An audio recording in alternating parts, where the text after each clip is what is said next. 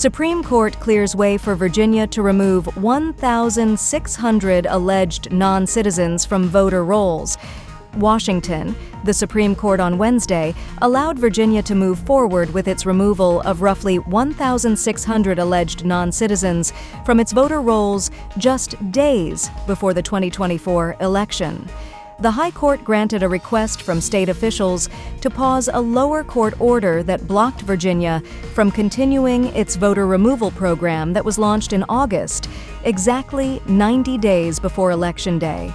A provision of the National Voter Registration Act requires states to complete programs aimed at purging ineligible voters from registration lists up to 90 days before federal elections. Justices Sonia Sotomayor, Elena Kagan, and Ketanji Brown Jackson said they would have denied the request from Virginia officials. A Justice Department spokesperson said in a statement that the department brought this suit to ensure that every eligible American citizen can vote in our elections. We disagree with the Supreme Court's order. Virginia Governor Glenn Youngkin, a Republican, cheered the decision as a victory for common sense and election fairness. Clean voter rolls are one important part of a comprehensive approach we are taking to ensure the fairness of our elections, he said. Virginians also know that we have paper ballots, counting machines not connected to the internet, a strong chain of custody process, signature verification, monitored and secured drop boxes, and a triple-check vote counting process to tabulate results.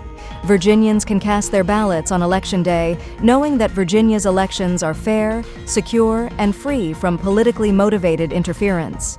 Virginia officials had asked the Supreme Court to grant its request for emergency relief by Tuesday. They claimed that the district court's order violates Virginia law and common sense and mandates a variety of disruptive measures. The injunction issued by the lower court will harm Virginia's sovereignty, confuse her voters, overload her election machinery and administrators, and likely lead non-citizens to think they are permitted to vote, a criminal offense that will cancel the franchise of eligible voters. State officials wrote, federal and Virginia law prohibits non-citizens from voting in federal elections. Virginia's bid for the Supreme Court's intervention arose from a Justice Department lawsuit filed against the state earlier this month that targeted an executive order from Youngkin. The order formalized a program to remove from statewide voter registration lists people who were unable to verify that they are citizens to the Department of Motor Vehicles. State officials said the program has been in place for years, and the order merely changed the frequency of the data reporting from monthly to daily. The Justice Department argued that the implementation of the program violates the so-called quiet period provision, a section of the National Voter Registration Act that bars states from implementing programs that seek to remove ineligible voters from their rolls by no later than 90 days before an election. Federal officials have said the quiet period aims to mitigate the risk that eligible voters will be mistakenly removed from voter rolls through automatic removal programs and ensure they have enough time to fix any errors. Youngkin announced his state's program on August 7, exactly 90 days before the November 5th Podutterdal. U.S. District Judge Patricia Giles granted the Justice Department's request for a preliminary injunction Friday, ordering the state to restore the voter registrations of roughly 1,600 people who were purged from state rolls under Youngkin's program. Giles found the state likely violated federal law when it systematically canceled those voters' registrations during the so-called quiet period.